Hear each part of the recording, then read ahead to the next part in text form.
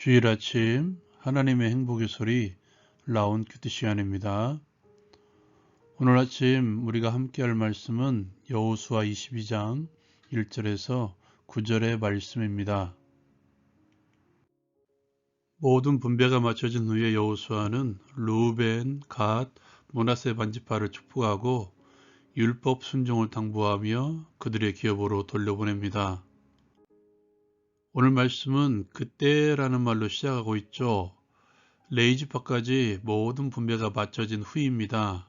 그때 여호수아는 르우벤, 갓, 므낫세 반지파를 부릅니다. 먼저 그들을 칭찬하죠. 모세가 명령한 것을 지키며 또한 자신의 말을 순종해서 오늘까지 형제를 떠나지 아니하고 하나님께서 명령하신 책임을 지킨 것에 대해서 칭찬을 합니다. 그 후에 여호수아는 당부의 말을 전합니다. 너희는 너희의 장막으로 돌아가되 여호와의 종 모세가 너희에게 명령한 명령과 율법을 반드시 행하여 너희 하나님 여호와를 사랑하고 그의 모든 길로 행하며 그의 계명을 지켜 그에게 친근히 하고 너희의 마음을 다하며 성품을 다하여 그를 섬길지니라. 그 후 여호수아는 그들을 축복하여 보내고 그들은 자기의 장막으로 돌아갑니다. 특별히 므낫세 반지파를 보내며 말하죠. 너희는 많은 전리품을 취하여 가지고 장막으로 돌아가서 너희 원수들에게서 탈취한 것을 너희의 형제와 나누라고 권면합니다. 이제 세 지파는 가나안 땅 실루에서 떠나 요단 동편의 자기의 소유지 길르앗으로 돌아갑니다. 적용을 위하여 함께 나누는 시간입니다. 먼저 끝까지 책임을 다했던 세 지파에 대해서 함께 나누기를 원합니다. 르우벤, 갓, 므낫세 반지파는 요단 동편에 이미 기업이 있는 상태에서 가족들을 두고 요단강을 건넙니다.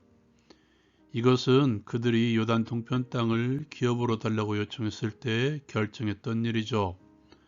그들은 그 약속대로 최선봉에 서서 정복전쟁을 마친 후 그리고 모든 분배가 마쳐진 후에 안식을 얻었을 때야 비로소 들어간 것이죠.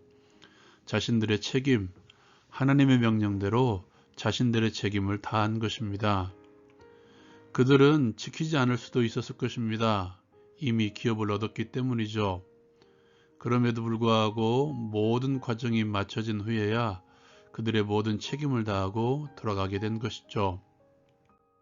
어떤 공동체이건 어떤 인간관계이건 권리를 먼저 앞세우면 공동체는 무너질 수밖에 없으며 인간관계는 깨어질 수 있습니다. 우리가 배울 수 있는 것은 하나님이시죠. 삼위일체 하나님을 통해서 배우시기 바랍니다. 하나님께서는 당신의 하나님 되심을 우리에게 그리고 끊임없이 이스라엘 백성들에게 보여주셨습니다. 먼저 책임을 말하지 않으셨다는 것이죠. 이스라엘 백성들을 향한 하나님의 모습을 보십시오. 하나님께서는 먼저 하나님을 섬기라고 말씀하지 않으시고 출애굽 사건을 통해서 하나님의 하나님 되심을 그들에게 보여주셨죠.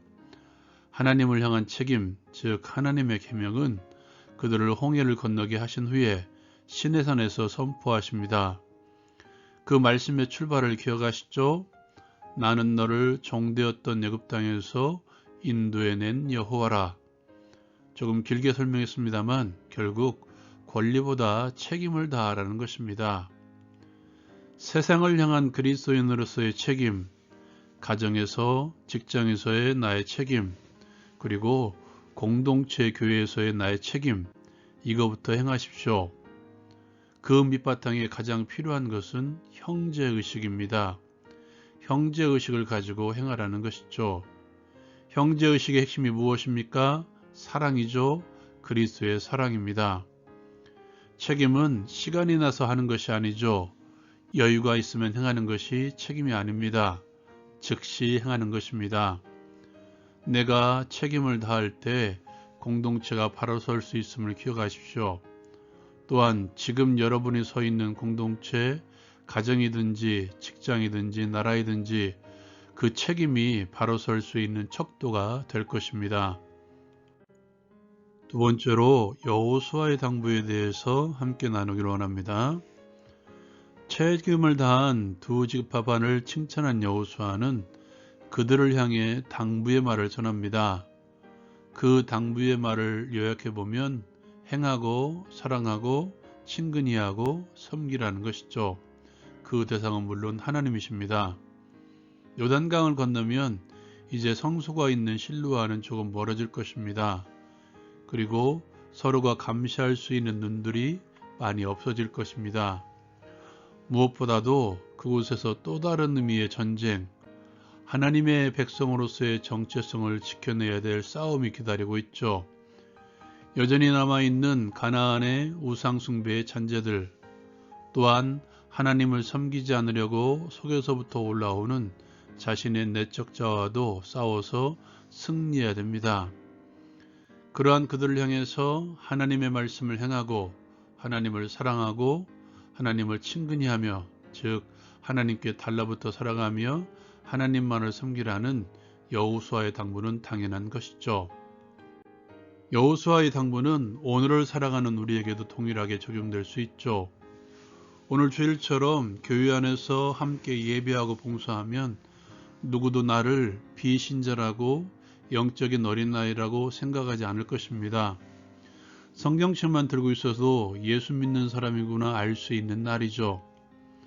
여호수아의 당부를 기억해야 될 시간과 장소는 교회 밖입니다.